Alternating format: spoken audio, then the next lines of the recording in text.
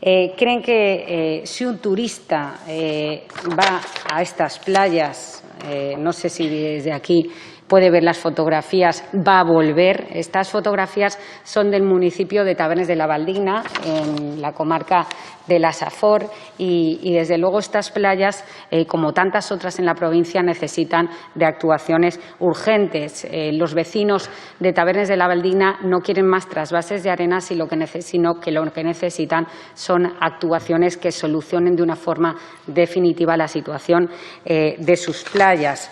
Si no se actúa en Cullera, que está al norte de Tabernes, seguirá las costas y la regresión de la arena así. Hasta ahora solo se han añadido parches en forma de camiones cargados de arena destinados a la playa de la Goleta de Tabernes.